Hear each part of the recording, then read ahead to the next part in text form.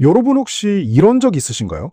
택배 박스 버리려다가 이거 나중에 뭔가 담을 때 쓸 것 같은데 하고 다시 방 구석에 쑤셔 넣은 적 말이에요.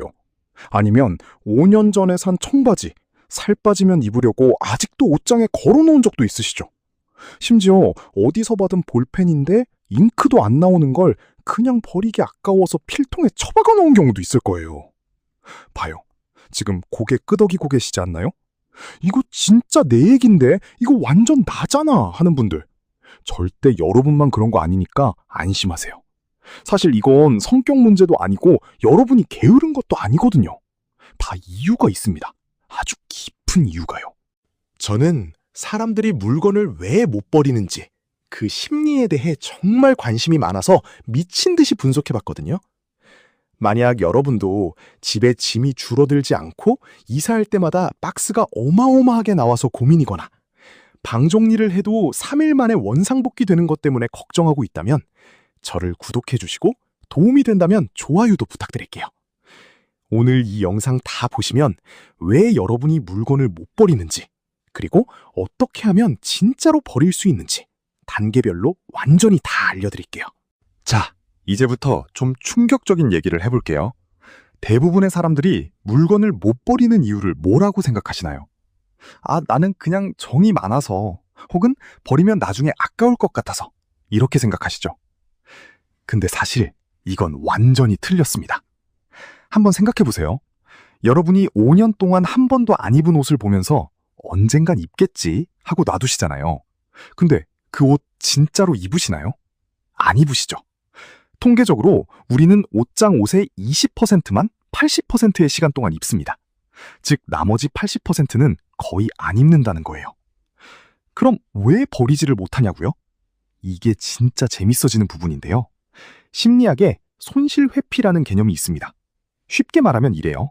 사람은 10,000원을 얻는 기쁨보다 10,000원을 잃는 아픔을 2배로 크게 느낍니다. 옷 예시로 바꾸면 30,000원짜리 셔츠를 버리는 게 내 주머니에서 30,000원을 그냥 버리는 것처럼 느껴지는 거예요. 근데 그 셔츠 이미 5년 동안 안 입었잖아요. 그 5년 동안 그 셔츠의 가치는 이미 제로예요. 그런데도 뇌는 버리는 그 순간을 손해라고 인식합니다. 이게 진짜 문제인 거죠. 근데 여러분, 이런 생각하고 계시죠? 잠깐, 손실회피면 그냥 아까워서 못 버리는 거잖아. 그게 다야? 하고요. 아니요. 진짜 문제는 더 깊은 데 있습니다. 사람들이 진짜 모르는 게 뭐냐면 우리가 물건에 감정이랑 기억, 그리고 심지어 자기 정체성까지 붙여놓는다는 거예요. 예를 들어볼게요. 20대 초반에 처음으로 내 돈 주고 산 가방. 지금은 유행도 지나고 낡았는데 왜 못 버릴까요?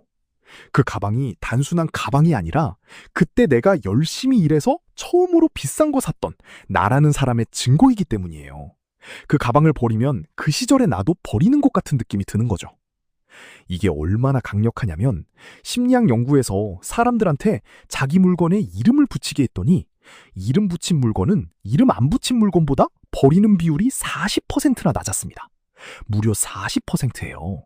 그냥 이름 하나 붙였을 뿐인데 우리 뇌는 그 물건을 살아있는 존재처럼 취급하기 시작하는 거예요. 보세요. 이거 진짜 이상하지 않나요? 이성적으로는 버려야 한다는 걸 아는데 정작 손이 안 가는 이유가 바로 여기 있습니다.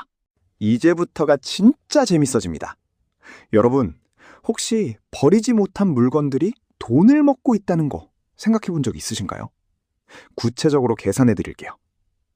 서울 기준으로 방 한 칸짜리 원룸 보증금 5천만 원에 월세 60만 원이라고 가정해 봅시다. 그 방이 33제곱미터라면 한 달 공간 비용이 제곱미터당 약 1만 8천 원 정도 나옵니다. 그런데 여러분 방 한쪽 구석에 못 버린 물건들이 가로 2m, 세로 2m, 즉 4제곱미터를 차지하고 있다면 어떨까요? 여러분은 매달 7만 2천 원씩 그 잡동사니들한테 월세를 내고 있는 셈입니다. 1년이면 86만 4천 원이에요. 이 돈이면 해외여행 한번 갈 수 있는 금액이잖아요. 이 생각 해보셨나요? 안 하셨죠?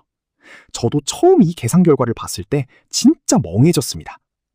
이런 생각이 들지 않으세요? 아, 그냥 못 버리는 게 성격 문제가 아니라 진짜 내 생돈이 나가는 경제 문제구나 하고요. 사람들이 진짜 모르는 게 뭐냐면 버리기가 어려운 이유가 결단력 부족이 아니라 방법을 몰라서 그렇다는 거예요. 미나라는 분 이야기를 해드릴게요. 미나 씨는 원룸에 혼자 살면서 물건이 너무 많아 침대 위에서 자는데도 바로 옆에 옷더미가 쌓여 있는 상태였어요. 이사를 3번이나 했는데도 짐은 전혀 줄지 않았죠. 미나 씨가 어떻게 했는지 아세요? 어느 날 휴가 이틀을 내고 방에 있는 모든 물건을 바닥에 다 꺼냈습니다. 전부 다요. 옷, 잡동사니, 책, 박스까지 전부요. 그랬더니 방바닥에 물건들이 가득 찼는데 미나 씨가 그때 이런 말을 했습니다. 이게 다 내 거라고? 나 이걸 다 산 거야? 하고요. 사람은 보이지 않으면 없는 줄 압니다. 수납장 안에 들어가거나 서랍 뒤에 쑤셔 넣어지면 뇌는 그게 없다고 착각해요. 미나 씨는 그날 쓰레기 봉투 15개를 버렸고 당근마켓에서 32만 원을 벌었습니다. 그리고 지금은 아예 물건을 살 때 버릴 물건을 먼저 정하고 사는 습관이 생겼다고 해요. 그러면 이제 여러분이 진짜로 따라할 수 있는 단계를 알려드릴게요. 오늘 이 영상 보고 나서 바로 시작해보세요. 이름하여 4단계 버리기 공식입니다. 1단계, 전부 꺼내기. 방 하나를 딱 정하세요. 그리고 그 방 안에 있는 물건을 전부 바닥에 꺼내놓으세요. 눈으로 직접 봐야 판단할 수 있습니다. 2단계, 1년 질문 던지기. 물건을 하나하나 들고 질문해보세요. 지난 1년간 이거 사용한 적 있어? 없으면 버려야 합니다. 단, 추억이 담긴 물건은 작은 박스 하나 안에만 허용해 주시고 계절 물건은 2년 기준으로 보세요. 3단계, 3가지 박스로 분류. 버릴 것, 팔 것, 줄 것, 3가지로 나눕니다. 버릴 것은 바로 봉투에 넣고 팔 것은 당근마켓에 당일에 올리세요. 줄 것은 다음 날까지 전달하세요. 하루 이상 집에 두면 다시 못 버립니다. 4단계, 들어오는 문 만들기. 앞으로 물건 하나가 들어오면 기존 물건 하나를 내보내는 규칙을 만드세요. 신발을 샀나요? 그럼 오래된 신발 하나를 버리는 겁니다. 이 규칙 하나만 지켜도 3개월 후에 인생이 달라집니다. 오늘 핵심만 다시 정리해 드릴게요.